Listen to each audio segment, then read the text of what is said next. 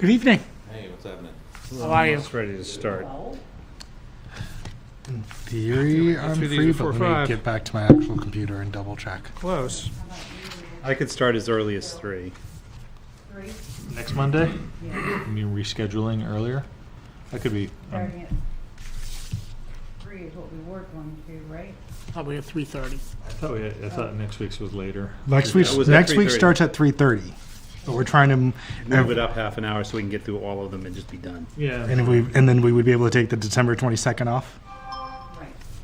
That would be okay. You have your regular meeting. 5 o'clock. Yes, but we wouldn't have to have the 1 o'clock budget session at 1.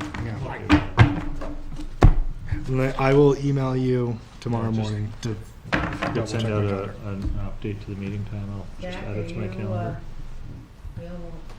I think I will next week be able to. I think I'll be able to sneak away. And today was hard, but I think I'll be able to. So we started at 2:30 or 3. I can do 3 for sure. Let's do it. All right. Gavel. Start the meeting. Gavel. Pledge allegiance to the flag of the United States of America and to the republic for which it stands, one nation, under God, indivisible, with liberty and justice for all. Right. Only one set of meeting minutes to approve. I'll make a motion to approve the November 24th regular meeting minutes. Any discussion? All those in favor? Aye. Any opposed?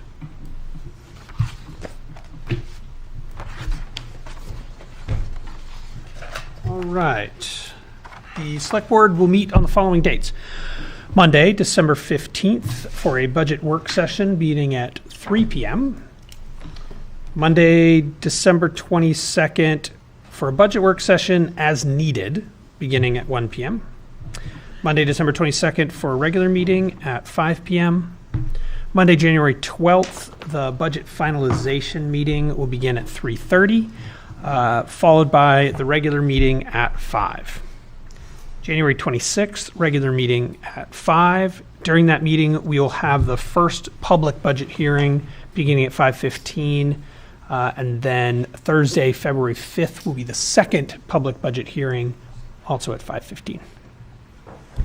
Town offices will be closed on Thursday, December 25th, in observance of Christmas Day, and Thursday, January 1st, in observance of New Year's holiday. Any citizens wishing to be listed on the Select Board's agenda should notify Town Hall before noon, the Thursday before the scheduled meeting.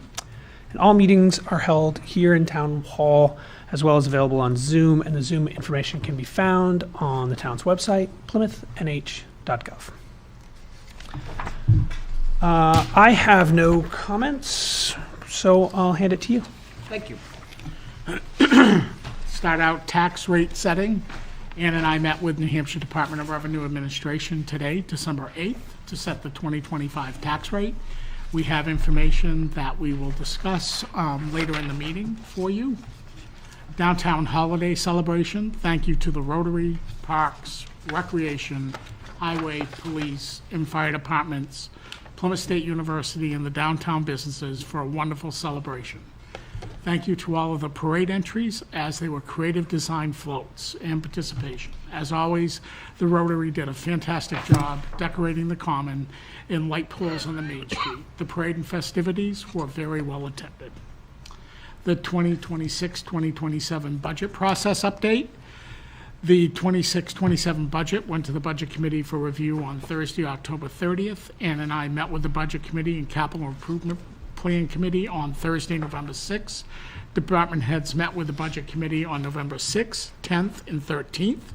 The Select Board started meeting with department heads today in review of their 26-27 budget request. Additional meetings with department heads will take place on December 15th and December 22nd, with the budget being finalized on Monday, January 26th, with the first public budget hearing. Reminder, free holiday parking. Plymouth State University and the town of Plymouth have entered into a memorandum of understanding for free holiday parking in the Silver Hall lots 210 and 211 on Court Street starting December 14th through December 31st. There will be signs in place advising of the free parking. Depot Street repairs. The repairs to Depot Street, including paving in the catch basin behind the senior center, has been completed. The damage was from the December 22 storm that FEMA has provided funding for, and the Select Board accepted. FEMA provided 80% funding, and 20% is the portion the town was responsible for.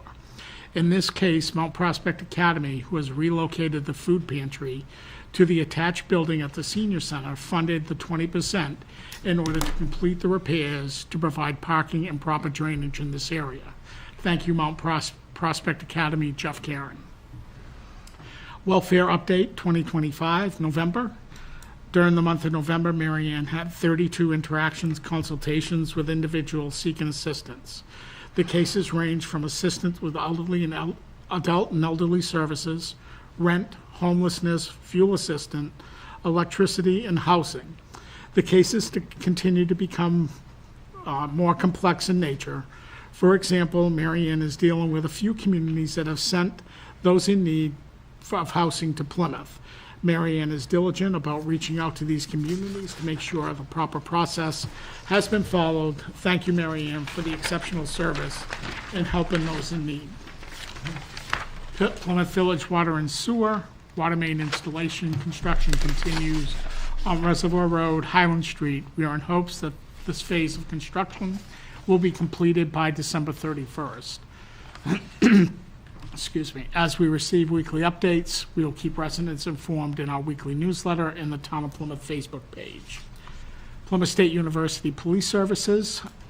Plymouth State University Police are disbanding their force. As of February 2026, Interim Chief Buffington and I have met twice with PSU administration and Police Chief Stephen Lefebvre with regards to taking over the police services on campus. We will continue to meet and work on the operations, logistics, and financial contribution. I am in hopes that we'll have an agreement in place for your review by mid-December. Highway Department Winter Snow Removal Policy 2425. With winter upon us, and if you have questions about town roads, streets, sidewalks, snow removal, please refer to the town website at the following link: Departments, Highway Department, and then it's the snow removal policy. Important dates to remember: the first public hearing on the 26-27 budget at Town Hall is January 26, 2026 at 5:15. The second public hearing is February 5th, 2026 at 5:15. Election Day, Plymouth Elementary School, March 10th, 2026 from 8 to 7 p.m. and Town Meeting, Plymouth Elementary School, March 11th, 2026, 7 p.m. And my December Town Manager's message is up online, and the 2025-26 Select Board Strategic Priorities are online as well.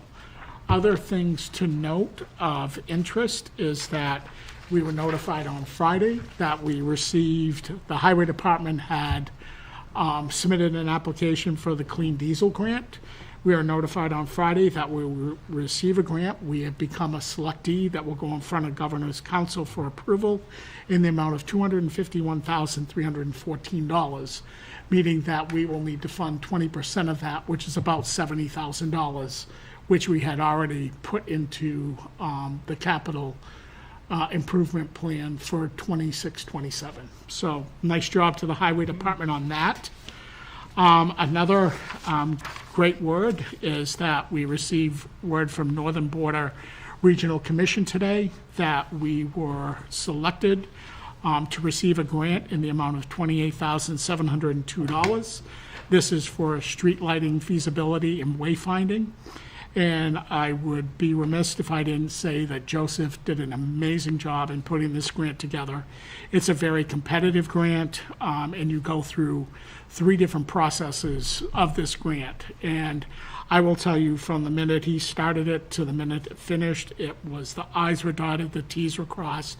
And according to the council, it was done very professionally and very easy to read. So congratulations to Joseph on that, but 2 nice grants that total around $300,000 when said and done that we were notified over the last week. Awesome. So, And that concludes my report. Do we have the details on what our agreement will be with, we don't have a draft. You said you'll have an agreement to us by mid-December, but we don't have any We don't sort of have a draft. draft, but in the budget, we've included the amount that we're asking for it, and we have a verbal agreement with the university of $360,264 that they would reimburse the town of Plymouth, and that includes 2 full-time police officers, a part-time police officer, and Body camera. the body cameras and tasers for transitioning over to a larger agreement because of the additional officers that proposes. But Ann did figure out all the payroll information, so those are exact costs going into 26, 27. And will that also include any expansion of our fleet? We will be receiving 2 cruisers from the university at no cost. That's great for the next 3 to 5 years. What happens at the end of 3 to 5 years? They get turned back to lease. They're leased vehicles. And then we'll be on the hook for those leases? They're over. The vehicles will go back. Okay, But the we'll ve- have to outfit but will we vehicles have in the to- future, so we have to pick up that cost. Right, that will pick up that cost, but that will be in the 3rd year of the agreement. The agreement that we're working on Goes to the right end of now the is a vehicle 2-year lease? agreement, and then we put vehicles in for that 3rd and 4th year. Okay. And thinking about the way that they've slimmed us down on our previous agreements, what do we do at the end of 2 years if they say, it's great that you've provided this service to us for the past 2 years, but we don't really feel like paying in an ongoing manner? I'm also concerned about that. There's nothing we can do. We have to provide police services for any property in the town of Plymouth.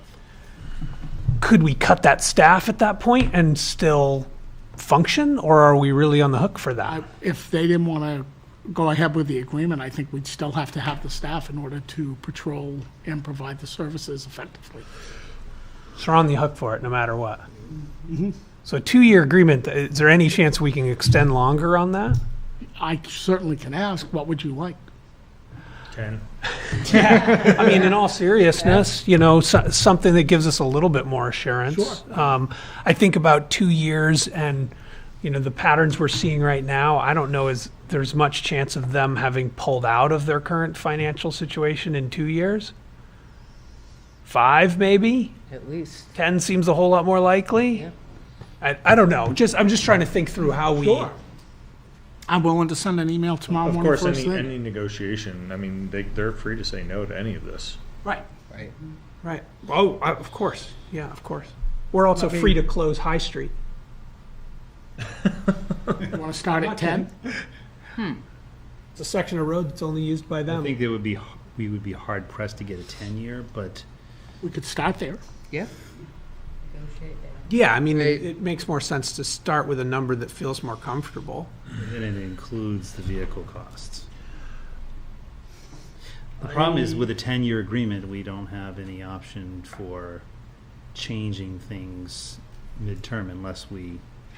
True. You can I put a mean, you've clause got a in. lot. There's a lot clause. more to think Yeah. through in a 10-year agreement. Yeah. You're not wrong about that, but We would want to have a renegotiation clause of some sort. If something really significant changes for either party, that we could pull back to the table. I mean, they might choose to bring their own staff back on board. If they could. in Probably theory. not. Probably they not. probably can't do it for the price we're talking about. Oh, I know. Does that service agreement include lockouts? Their safety services is going to remain. They're going to hire additional staff for that. Okay. They'll take care of all the lockouts, all the, Yeah, because I know All that's the a- non-emergency right, type. all the All the non-emergency they'll handle. Okay, and would that also include parking enforcement? Yep. Okay, so we're not on the hook for lockouts and parking enforcement. No. Those are the ones that No. I know that a lot of the time goes into that. No, not at all. So 10 years? Start with? Say start there. See how Why they not? react. Yeah. Okay. I mean, Tracy's not around anymore, so. We talked about that earlier. Anything else for Scott? What was PSU's like average police force size over the past, 5. 6 years? Yeah. Just because, what was it? 5? They've had up to 5. Up to 5? The last 3 years, they've had 3. Yeah. And we're not concerned about, we feel comfortable that 2.5 officers will be able to cover, and make up that difference when they've had up to 5. Because those 5 that they had were doing, Police they're officers doing were- lockouts, they were Okay. doing Yeah. parking, they were doing the whole. And there's probably some redundancy with what our town force is already doing. Yeah. So, I mean, there is an economy of scale where a smaller adjustment to our town force would probably be likely to respond to anything on campus or in town. So in reality, we're gonna have more people in our rotation of town officers that can respond to anything in town. And yeah, I know that, I mean, in the past, they had collaborated. Yep. But- And we reviewed the data from all of the criminal nature calls that the university police handled. Yeah. And that's how we came up with 2 officers. The part-time officer will be kind of an evidence officer, will be a facilitation officer, working back and forth with PSU administration. What other resources are available to the town? I know that Grafton County Sheriff doesn't have a lot of resources for enforcement, but we can always call the state police if we need to. Which we do. Which we Yep. can, yeah. So, I mean, Absolutely. there are other resources. It's not like this is the only, there are communities with no local police force that rely exclusively on state police for enforcement. We have a great relationship with state police, and they're here for the pirate party, spring fling, all of those additional events. we I just, bring in. yeah, I mean, I want to, when we look at enforcement, I think it's good to have an understanding of the big picture. So, sorry, another question, and I know we've talked about this. So currently, the current conversation, after 2 years, PSU contribute anything more to the police department? In the contract, we'd have to renegotiate Oh. the contract. Okay, Yeah. The overall LSSA. Is that what you're talking about? At the end of 2 years, this would roll into, it would be part of the overall LSSA contract, or would this always be This is a separate? separate agreement. It is now, but Do we- yeah, do we plan on- we could combine them the next time we Combine them at the end negotiate of things, the right? Initial contract, yeah. but in the end, the town's really paying for the extra. Yes. Either way, LSSA or Yeah. separate agreement, right, we're on still the- paying The for it. town is paying for it, yes, but it's offset by revenue. Yeah. It's offset by revenue Is for it- as long as we receive revenue. Right, Right. right. In the same way that that's the ladder truck for Smith and Exactly. Grafton was Right, offset by exactly. revenue right up until it wasn't. Exactly. So, all that being said, we're still going to end up, the taxpayers will still end up paying. It's consistent with the downshifting of costs from state responsibility to local communities. Understood, I just That's wanted- been happening with education. Sure. Town municipal employee retirement funding. It's a consistent pattern. Sure, I'm And not denying any until of our that, I just want it legislature clear, Takes a step in the other direction, it's probably going to continue. right? So I will present that to them and report back on the 22nd. Thank you. Would you like to hear more about the tax rate? I would. Yes, always. Love to. Onto something more cheery. It's going down. Hey, Scott, one more thing for your message. I'm sorry. Your winter policy removal, I think it needs to be updated to 25-26. The year of the policy that was approved. into Oh, that okay. year. That's how it's listed. My bad. And we haven't updated it, so, We didn't need to. yeah, good. So tax rate setting. Obviously, the select board have the authority to finalize and set the tax rate for the town. I'm pleased to announce that the tax rate for the town portion, as presented to the board tonight, is a decrease of 96 cents per $1,000 valuation. The overall rate is showing a total decrease of $1.35 per $1,000 of valuation. This is the 4th year in a row that the town has been able to accomplish a decrease at the town portion of the tax rate. When we break that out in comparison, the 2024 tax rate for the town was $10.93. The 2025 tax rate for the town is $9.97. which is the decrease of 96 cents. The county, 2024 was $1.07. 2025 is $1.15, an increase of 8 cents. Local education, to include the high school and the elementary school, 2024 was $11.77. 2025 is $11.55, a decrease of 22 cents. State education, 2024 was $1.35. 2025 was $1.10, a decrease of 25 cents. Our tax rate in 2024 was $25.12. Our tax rate, as discussed today with Department of Revenue Administration, was $23.27, the decrease of $1.35. 2377. 23, what did I say? 27. I'm sorry, 2377. I'm sorry. Whoa. Good correction. I think the other piece to that is talking about the fund balance.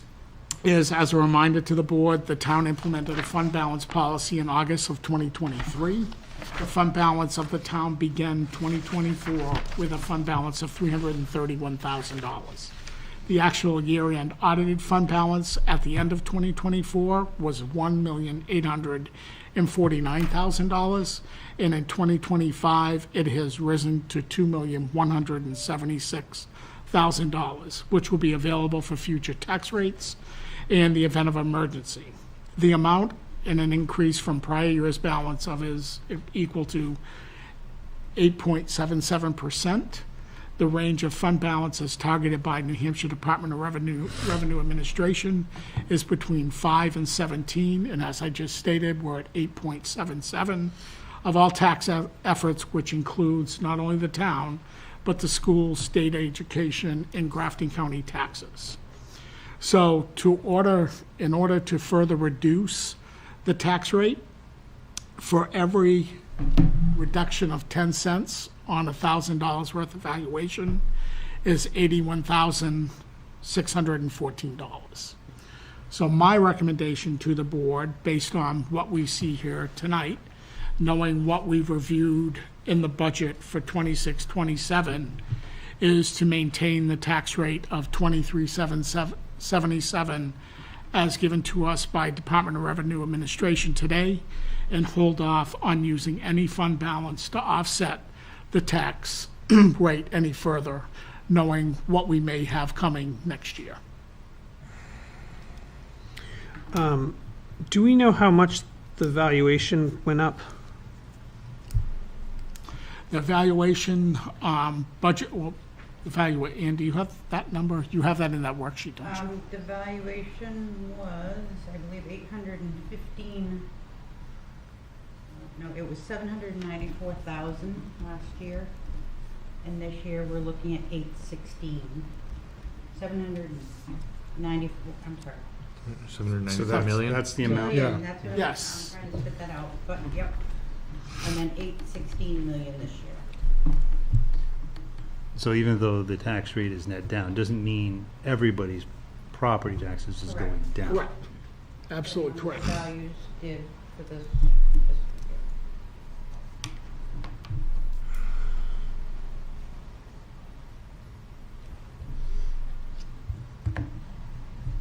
Hercules are out. I see him going.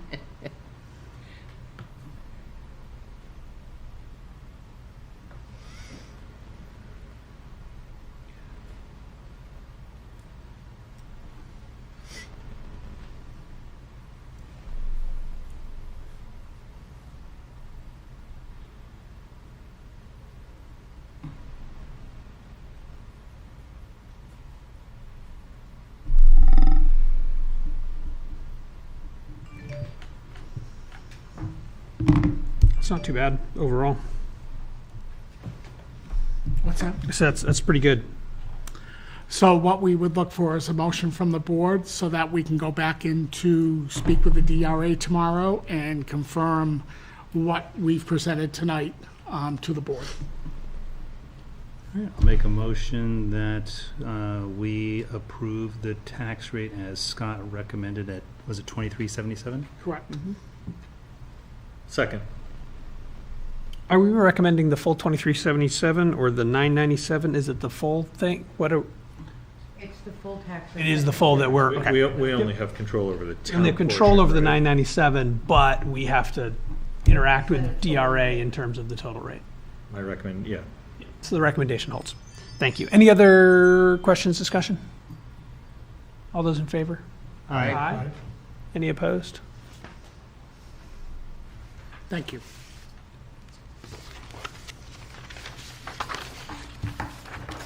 So what will happen now is that the warrant will be created, utilizing these numbers once DRA's, manager down there approves everything, they take a final look at it, and you'll be reached out by Terry probably to come in and sign the actual warrant itself over the next week. So if you could be looking for a, email from her, need a majority of the board to come in, we'd love to have all 5 of you, but, sometimes that's not possible, so. And how soon before they send out the tax letters?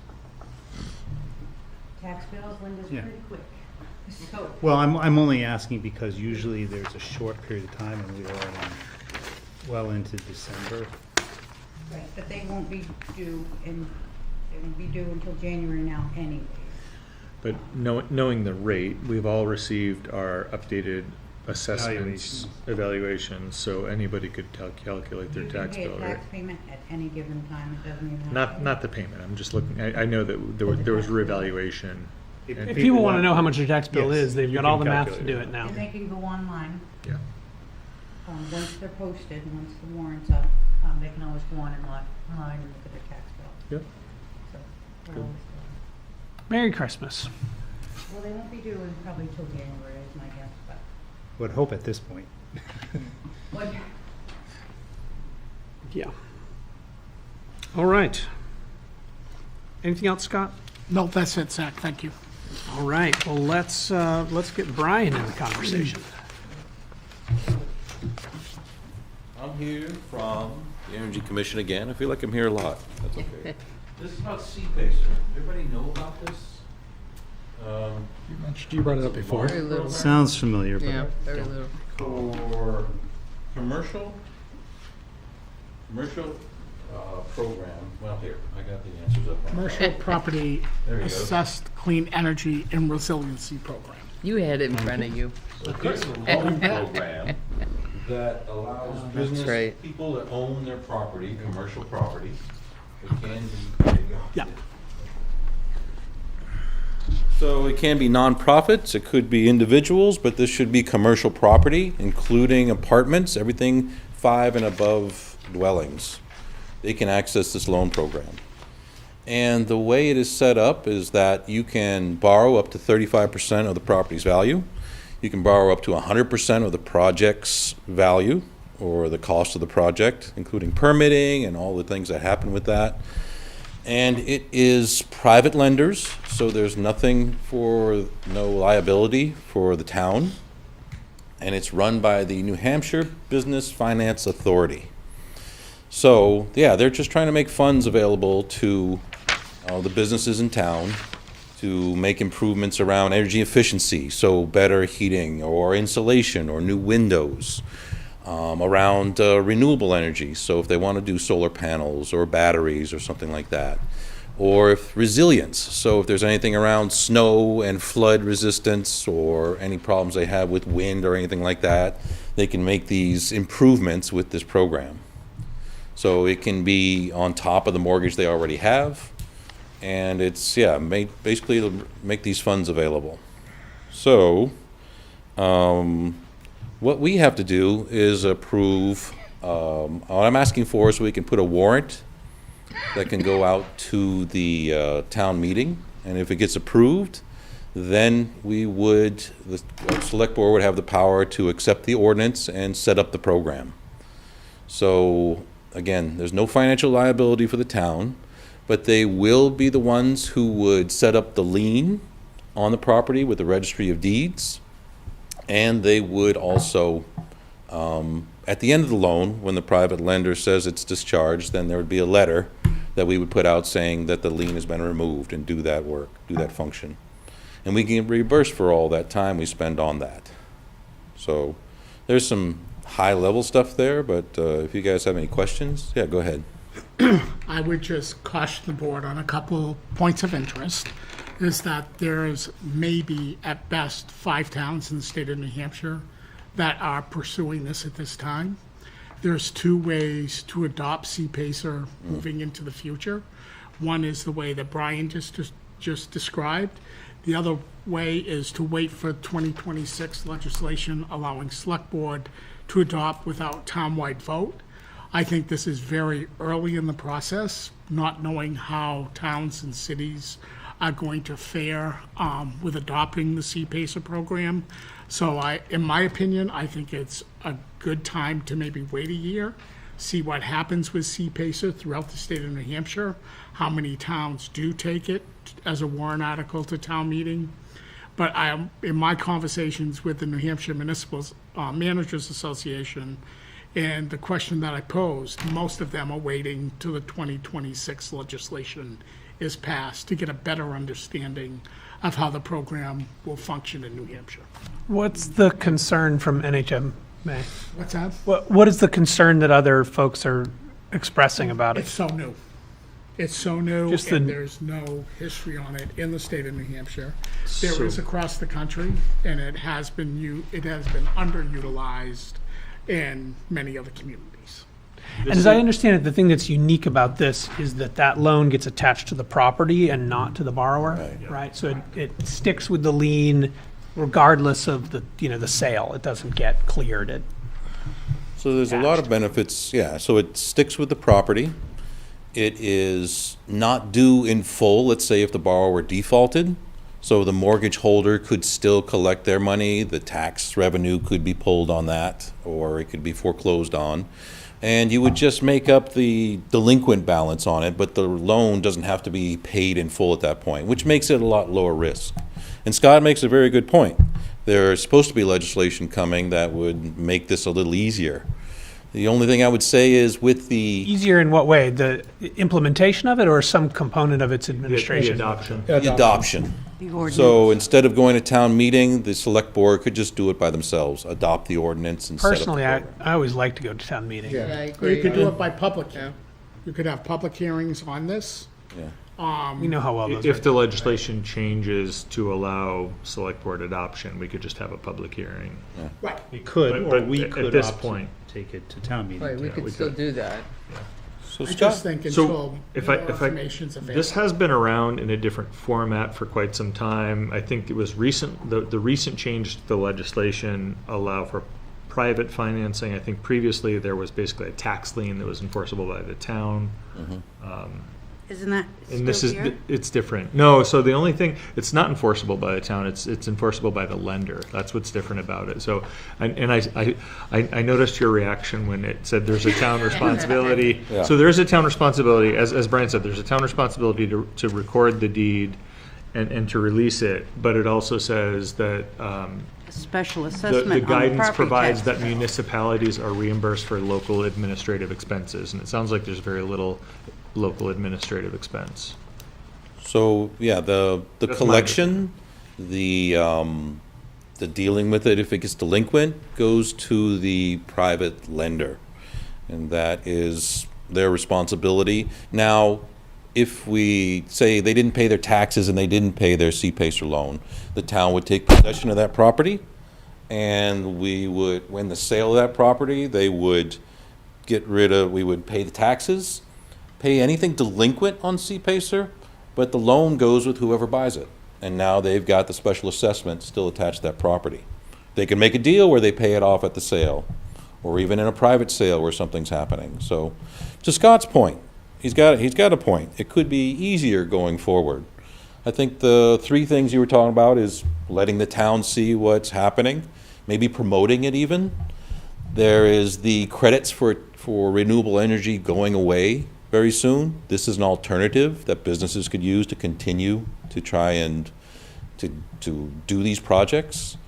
And it would be, so it would be also, you don't know if that legislation is going to happen. It looks really good, But if we miss this chance and the legislation gets pushed somehow, then we're another year out. The Energy Commission wants to promote this as well. We want to go to the chamber, and we want to talk to businesses about taking advantages. And there's a competitive advantage as well, as much as you can have that, where we do it first and say, hey, developers, businesses, come to Plymouth, and we can take advantage of these tools. Who's responsible for initiating the program? Initiating the program as, Administrative piece of ordinance. pulling all the pieces together and setting it up. it would be the select board would choose someone. It's usually the tax collector or the clerk. Now, there's a lot of support from Clean Energy New Hampshire and the NHBFA that would help put that together. And we could ask for reimbursement for the time it took to set that up. There's work to be done. Is there an ordinance that can be proposed? Because either way, the selectmen probably should still have a public hearing if they're considering adding this to the warrant. Agreed. So We would need a draft warrant we article. need a draft warrant like Yeah. yesterday. So I've got one here. Okay, It's been legally vetted that's by the the. warrant article. Yeah. Where's the ordinance? I have an ordinance as well, legally vetted. It just has little spaces where you put in town of Plymouth and particulars. And so we have something as well I could send over tonight. I think it'd be important to have a conversation with the tax collector. Yeah. Based on the limited hours that Linda works, to make sure it's something that she could accommodate in moving forward. It says tax collector or finance. I think we're very busy with what we currently see- have, and I did would you see her hate to put any more reaction? I tasks did on Ann. indeed. I Throwing would daggers at I it. did indeed. absolutely against putting any more tasks on Ann. That's okay. Absolutely. I'm curious, are there estimates or other towns that you know how much it does cost the town, both in money and time? I don't have any. Like There's you only a said, handful. nobody's got it yet. Right, just curious if that, It's very Other new. states that have had it for longer, though, may have some data on that. I can find out.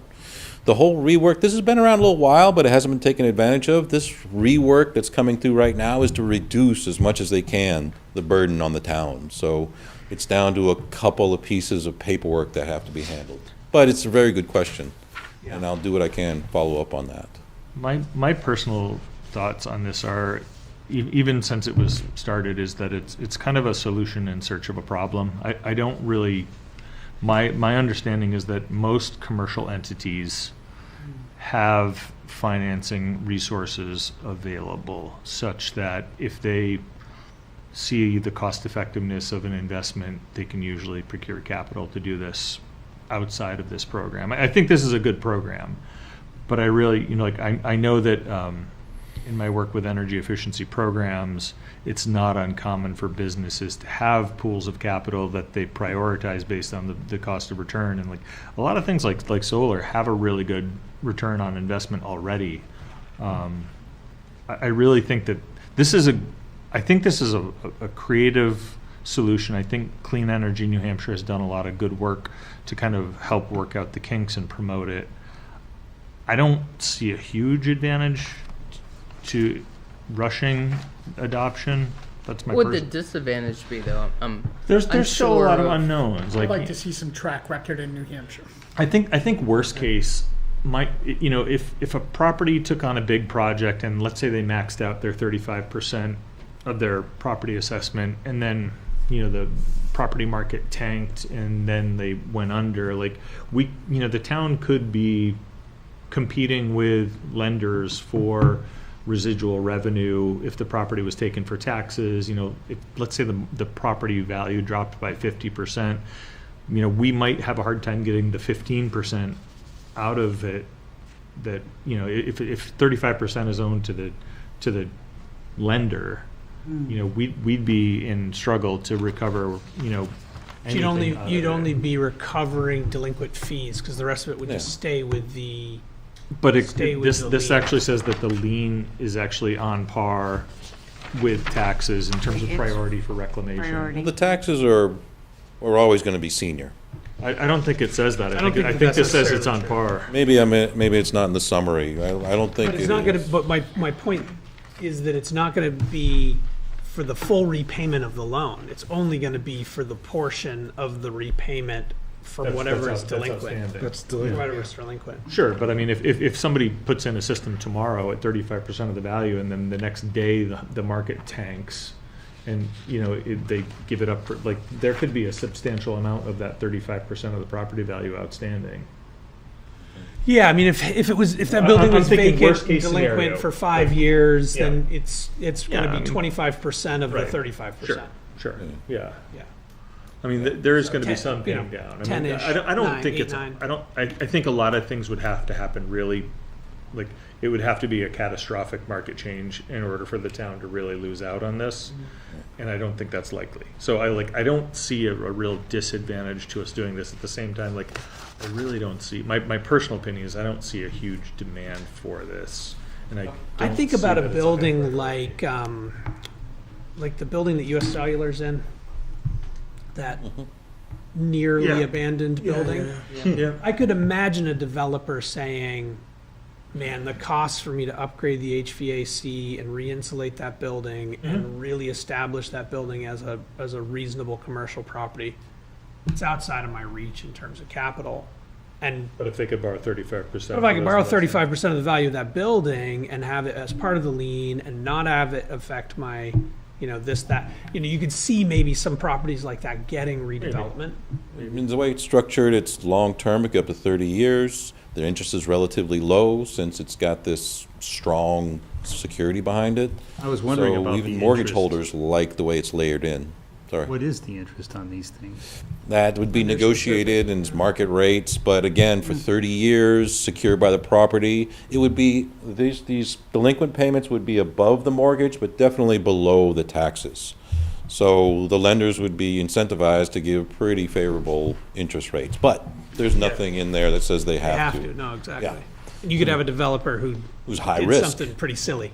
I could see contractors, local contractors, learning the program, talking to developers and commercial property owners and saying, instead of this HVAC, why don't we go with the Energy Star one? Here's special funding for it, it'll help it fit into your program as well. So in the financial risk, it does say that the lien is a first and prior lien on the property co-equal with other taxes. So, you know, that's what my interpretation of that is that the town and the lender might be fighting over residual value if it goes under. And I can also imagine a situation where somebody might exploit this type of activity, get the loan to do the stuff, they know the loan is attached to the property, sell it, and then the buyer may not be completely aware of what that scenario is. I think there are disclosure requirements. So in the deed, because it's a recorded lien, it's going to show up in the property research at the time of transfer. It's going to show up as an encumbrance on the deed. And the Like improvements. you'd have to be grossly negligent to buy a property with that kind of encumbrance. That And you it's gonna be wouldn't know really about. clear on the tax card. And the improvements have to be permanent to the property, so they can't take it with them if they sell the property, so. Yeah, we're looking for, there's not a lot out there to incentivize businesses to make these improvements, and this isn't my favorite either. I'd rather these be grants and not, it's kind of like a privatization program. But we don't have a lot in hand right now, so this would be something we could promote and bring out to the businesses in town, so. This is, I think, I'm here to see if we can get a warrant done, but you guys can make the choice. I'd be more in favor of waiting until we have, How many people do you have on the Energy Commission? We've got like 6 right now. Yeah. I'm just gonna say, Ashley, Neil, you, John, Grace, Grace. Maggie. Well, Grace is an alternate technically. Yep. She's involved, but she's an alternate. Maggie, Meredith is an alternate, so maybe we're at 5.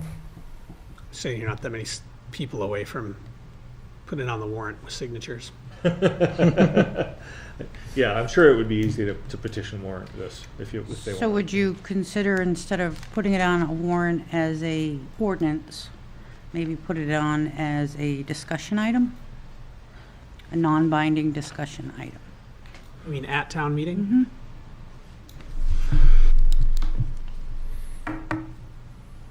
No. No, okay. I think town meeting's rarely a good opportunity for thoughtful discussion, I agree. especially when you usually end up putting those discussion items at the end and half of the audience is exhausted I and thought or. you said you wanted to take this to town meeting. Is Or a that what you public said? hearing. What did you, I'm sorry, I thought you had It's indicated. preference to take it to town meeting, but it doesn't have to. I would necessarily prefer be to this take it to town, meeting. I would prefer to take it to town meeting than to just pass it as a board, Yeah, I see. even if we I had the see. authority. Yeah. Yeah. I'd rather take it to town If meeting. You could still If do we were that to wait next until year. next year when we were empowered Yeah. to make the change ourselves, your preference would sorry. be still Okay. Still be to to take go it to town Yeah. meeting, You yeah. might have some I understood. history of how the program's running in New Hampshire, if towns and cities have adopted it. I'm gonna bet at this I'm- point next year, like even if we won't towns know adopt anymore. it, there will be very few that are actually moving forward. I mean, At least that's these the things word move slowly. I'm hearing back from the municipal. It's possible. I just don't see that much demand for this, honestly. Well, that does give us a data point to be able to find out if someone has adopted it, and if they have, what was it like for the ones that they did approve? There may not be many, but I certainly wouldn't be in favor of moving forward without talking. Yeah, it's some data, yeah. And I would like to do more The research tax- on it. Clearly, you've done a bunch. And I do worry about the administrative piece. Right, I'd with a certainly be part-time curious of Tax that. collector, and Ann's plate is Yeah. full. Right. Without understanding the impact to the town. I applaud the eagerness of the Energy Commission to move this forward. I think it's innovative. I think there are some unknowns that I would like to have better answers to before we Yeah. commit town resources or ask the voters. So it's hard enough to get our heads around this. I really think that the voters would struggle with understanding the mechanism around this and what value it provides to the town.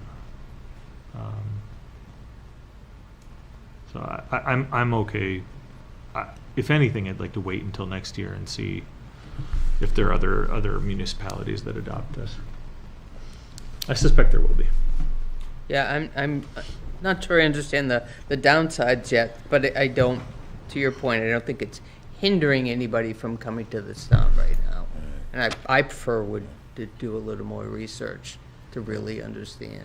It Plus could- your figures back as well. Fair discussion. It Okay. could still be discussed at town meeting under other business if the Energy Commission wants to maybe step up and just have a handout, not have it on the warrant specifically, Yeah. and say that this is potentially coming forward in the future years.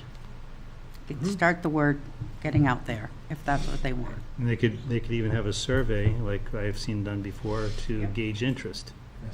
Right, but it's not really gonna affect residents. I was per gonna se. say It's not there being is- offered to residents. Yeah. So I'm not sure the- But some of the residents who own businesses are here. Yeah.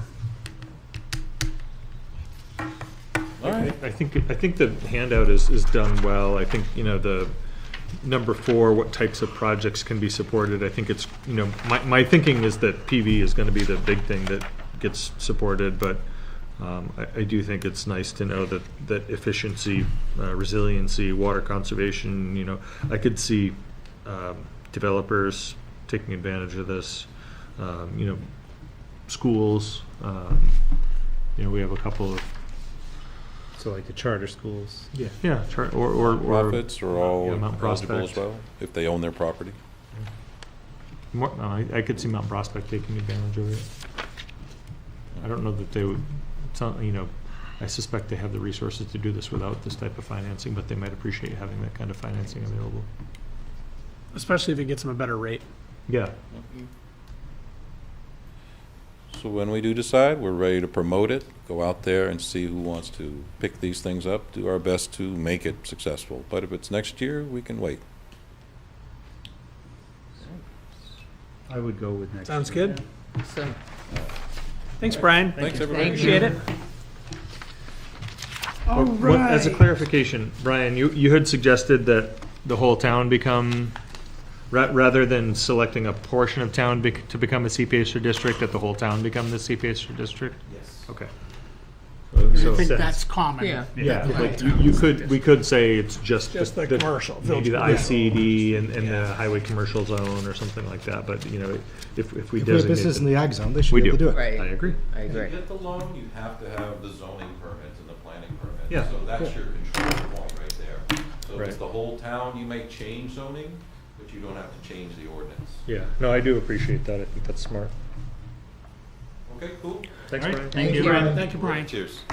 Signature file. Digging. You're the only one that has to Here. do this still.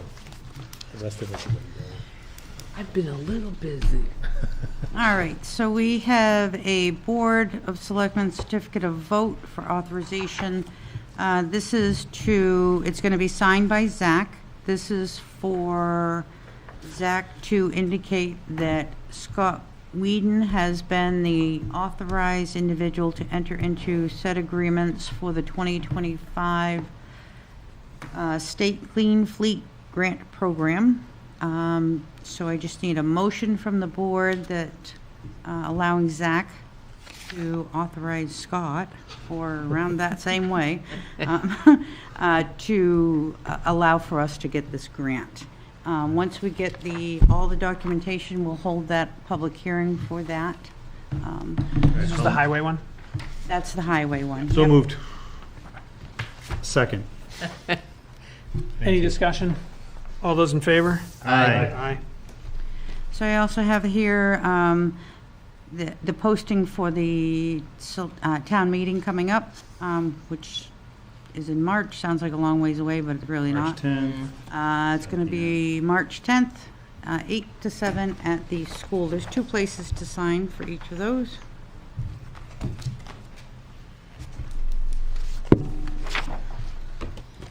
With the changeover at the police department that we're seeing, we do have a new delegation of deposit authority that we're asking the select board to approve. This is for Rod Diamond, to allow him to do deposits. So right now, in the police department, we have Alex and we have Nate. So we're asking for Rod to be allowed. Carol has approved that, and that'll be just a signature of the board. The next item I have this is for map 247, lot 1. This is a intent cut that was filed for Hunt Road East. 23 acres was cut with an assessment for yield taxes, $628.62. 2 places to sign, but you'd like at least one person to sign in blue if we have a blue pen around. Yes, Blue, does it write blue? I'm not sure. It writes black. It's like only Jason signed the bottom one, but I think we're supposed to sign down You're here. supposed to sign both, 2 places. Oh, I think I missed the bottom one, sorry. Yeah, we were picking on you. Then I missed it too, because I skimmed right over it. That's all I have. I do have, at some point, Zach will be sending over the audit. As chairperson, you need to sign the audit with me. All right, so Okay. we're just going to take a final review of it, just to make sure any questions that we had previously were amended. So now the IRS is back in business. They have our independent audit requirements, and we're ready to go. That's all I had. Perfect. Nice. Committee reports. Sewer and water hasn't met. They meet tomorrow, so I will have an update at our next meeting. Tomorrow. Planning board. We had a very active public hearing. The agenda included a hearing on the Fairgrounds Road Overlay District. There was very good discussion, engaged public with some good questions about how it would impact town and how it would impact properties in that zone. And just for the edification of this board, it would leave the underlying zoning in place, but it would provide an option for future developments in that area, in the area identified as the overlay district. And it's basically from where water and sewer ends on Fairgrounds Road all the way to the western boundary of North Main Street from the Baker River north to the Campton Town Line. And it would allow properties to choose to use either the underlying ag zone or basically the equivalent of the single-family residential zoning or future development. So if somebody wanted to develop a property with water and sewer, they could potentially create lots as small as 10,000 square feet, which is what's allowed in the single-family zone. If there's water or sewer, you can go as small as 20,000 square feet per acre, and it does amend the table of uses a little bit. Not so much in the portion, I don't think the ag zone portion changes the uses that much, but the portion along the highway commercial, some of the uses change in there. And I think it was a productive discussion, lots of good questions, and I think that, the members of the public that were there and engaged felt much more comfortable about it after the discussion. We also discussed the Tenny Mountain Overlay District, although we did not have a hearing on it. There was board discussion, and the board took public input. And then there was also discussion of The new laws. short-term rentals. In short-term rentals. Yeah, we didn't have the hearing on new laws. There are additional hearings scheduled for January 16th, I believe. I think we have 4 public hearings scheduled for the 16th, but there was discussion of short-term rentals and if the town wants to put forth a zoning amendment to address those. And so this is an interesting one. The code enforcement officer has come to the planning board a few times suggesting that the board put forth a zoning amendment to allow short-term rentals, which is that's not currently allowed by zoning anywhere. And we are aware that there are short-term rentals operating in town in violation of this, but there's no enforcement happening. So my concern is that if we don't put forth a zoning amendment, we can continue, but if the town is not enforcing its own zoning and an abutter brings suit against the operator and potentially the town, we could be liable. But the planning board I believe the consensus was that this is not yet the time to bring forth the change. So I think it could fall to this board and code enforcement to decide if we're going to start enforcing the prohibition against single-family rentals, or if we're going to continue to, not enforce that. So that's a valid question for us to. What's the reason that the planning board doesn't think it's the right time to bring it forward? I believe that they're concerned that one is there might be too many zoning amendments on the agenda already this year, but I think the other question is it's not clear what the direction should be.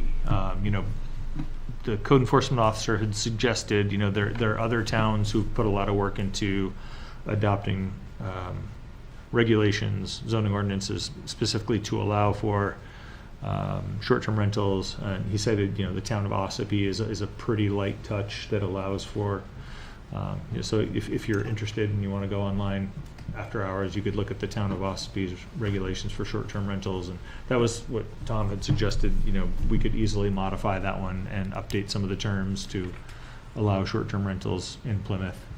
I think, one of the planning board members who was not in favor of moving forward at this point was concerned that if we are hasty to adopt terms that are too flexible, it would set the case where these uses could become legal, and then any future efforts to restrict what we do would not apply to any pre-existing non-conforming uses.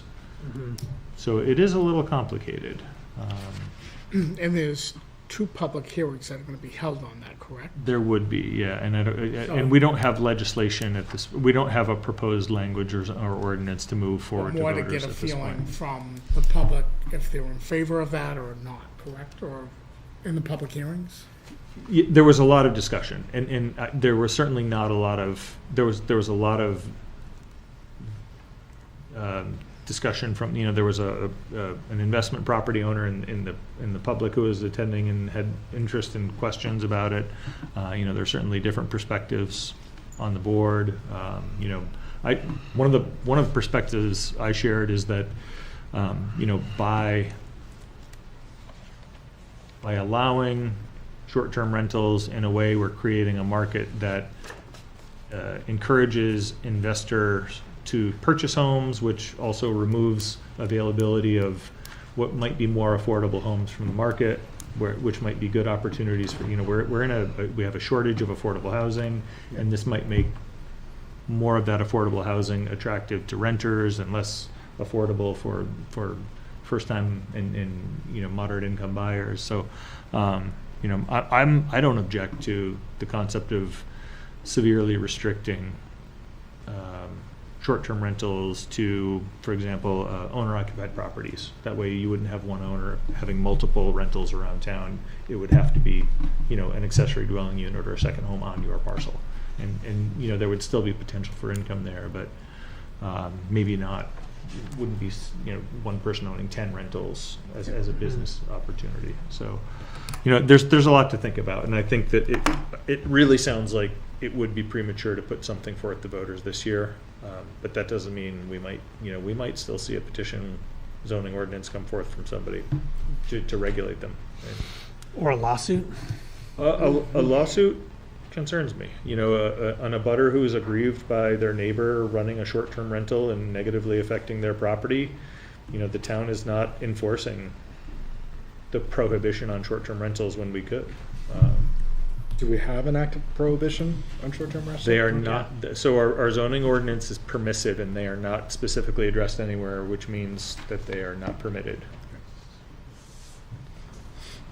Mm-hmm. If it's not specifically addressed as permitted, it's not allowed. Yes. Right. It was sort of like when we had to legalize chickens a couple of years ago.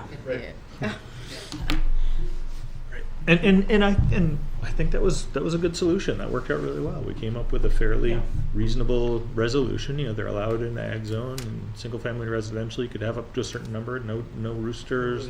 Yeah. And I think it's really addressed the issue. Meant I stopped buying black market eggs.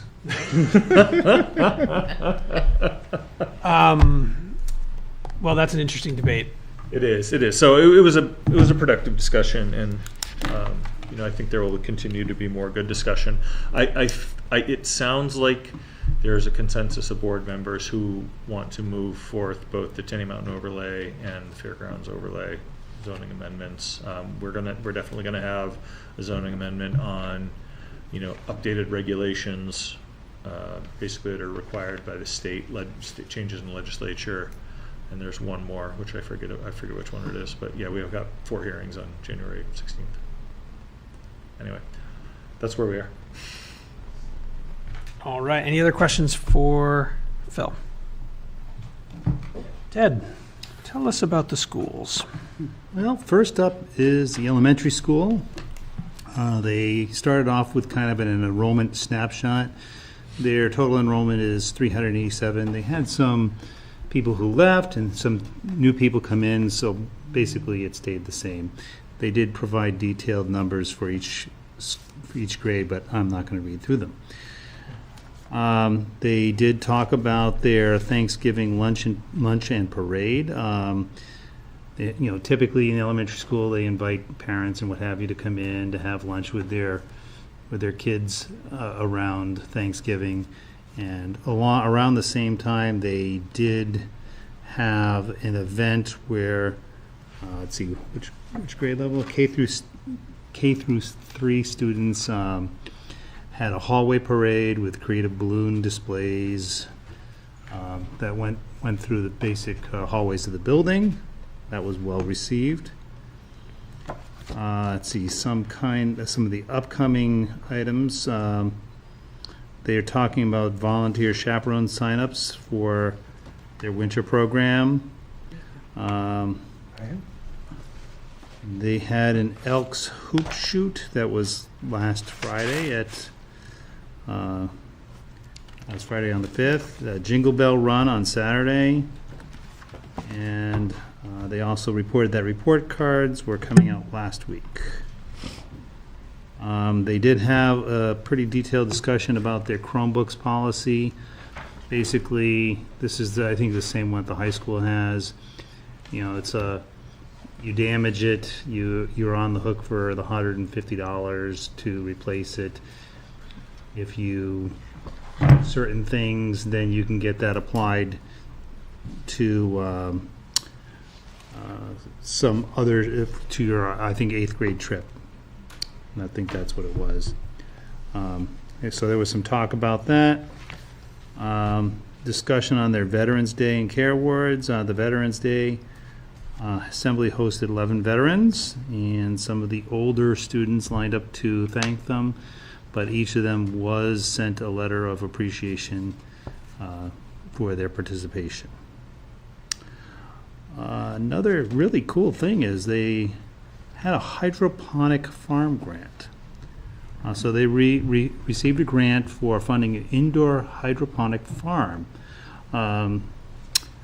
And so they're going to be growing some lettuce and some other vegetables inside the school, and I think that was pretty cool, and it gives a good teaching opportunity.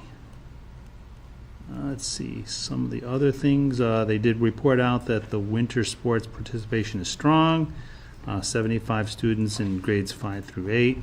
They did detail out what, each particular sport and enrollment was. They approved, upon getting a request, to start an alpine ski club.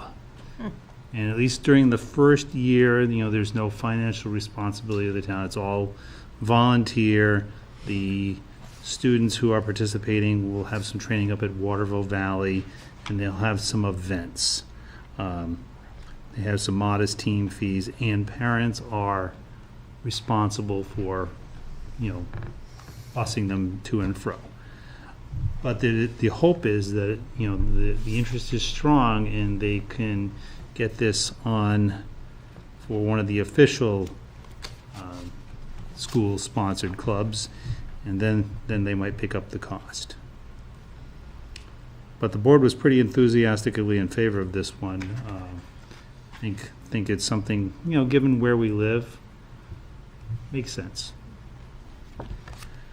The majority of the remainder of the meeting was devoted to the budget discussion. So this was draft number 1. It shows a 2.2% increase over last year. They did detail some of the key drivers. They're retaining a kindergarten teacher as the cohort moves to first grade, because I guess there's a lot of kindergarten this year, and so they need to have additional, something additional for first grade next year. They did talk additionally about converting a PE health instructor position from 8.83 time to full FTE to cover some of improve coverage. Special education purchased some professional tech services. This is a significant increase. Behavior services specialists such as vision teacher for the deaf. Let's see. Speech services. This is another area where this increased with a new hire. Adding a 1.0 speech assistant, bringing the support to 1.8 across the assistants. And this is to address a high caseload. So this looks like about call it a $40,000 increase in funding there. They detailed a lot of the stuff is kind of what you would expect. It's all staff increases as a result of regular improvements per union contracts and such. Let's see. And one of the key drivers is obviously health insurance. They expect the rate to be around, we'll call it around 15%. And then they did note that the dental costs are down slightly. But to offset some of these things, that, the regular, they have a significantly increased number of people who are tuitioning in. And the tuition in rate is about $24K per year. And I think that's pretty much all the big ticket items. So you said tuition rate is 24,000 per year ballpark, Yeah, and the state aid is 4,500 per student, something like that. So our out of pocket, our local out of pocket for education is about almost $20,000 per student, 19 and change. something like that. Yeah, it's substantial. And that concludes the elementary school. The next elementary school meeting is during the, let's see, I think it's the 5th of January. It's usually held on a Monday. The high school meeting happened to fall on a snow day, and as a result got canceled, moved to the 16th, as far as what I've been told, 16th of this month at 5 p.m. All right. Any questions for Ted? Right back to you, Conservation. Conservation Commission, next meeting is on the 16th at 7 o'clock. Ooh, that's going to be a good night for Ted. That's a good night for Ted, yes. All right. Capital Improvement submitted their recommendation to Planning Board. And it was approved by the planning board at the last meeting. That was the other update. Planning board approved the CIP. All right. And so effectively CIP is at recess until next year. I will say that one of the things that was done in the CIP was that at any point, the costs are basically current year costs, and one of the changes that was implemented was that they added a 3% inflation adjuster for projecting the cost of those items into the future, so that I do think it's good to think long term that something that might be $50,000 this year might be Might not $50,000 next year. in 7 years. It might be more than $50,000, and we can budget for that. Yeah. But then you've got fire trucks, which all of a sudden jump $50,000, $60,000, $100,000 in cost. Yeah, they're super cheap. If we could buy them all if we could buy them all 20 years ago ago? and put them in a warehouse, they'd be a lot cheaper. It would be, yeah. We only knew. Any news from LRPC? No. Parks and Rec? Not another meeting till January, February? We heard a little bit about Energy Commission. You got anything else? They have not met since our last meeting, and there's a meeting scheduled for Thursday. Advisory Budget Committee is now meeting with the board. We heard about those meetings a couple of times tonight. Chamber of Commerce? This Thursday, our next meeting. PERLAC, any update on that? No. Police, Fire, Building Assessment Committee hasn't met. We have a meeting next Wednesday, I believe, the 17th. The update I can give is that the Phase 2 environmental drilling survey is taking place this Thursday, Oh, good. and hopefully we'll have some information by next week. The other thing is that the special bond hearing has been posted, and that will take place on December 22nd at your Select Board meeting at 5:15. Can we disclose who's conducting the site assessment? Is there a contractor that's doing that? I do have a name, I don't have it with me, but Is it Nobis? That's fine. I don't recall. I'll follow up with you I'll later. send it to you. I'm just curious. I'll send it to you, I have it. That's fine. Union negotiations? Basically, we've completed our chat with the fire department. There was some final back and forth on some wording for, Minor wording changes? for Article 21.x, and we will be discussing those, I assume, in non-public today. Yep, I think that's the only thing that has to continue. All right. And Economic Development Committee? Not since last meeting. Okay. Any public comments? I don't think so. Nobody online? All right. I'll make a motion to go in the non-public in accordance to RSA 91-A:3, number 2, A, personnel. Second. Jason. Aye. Phil. Aye. Zach. Aye. Ted. Aye. Mary Ann. Aye.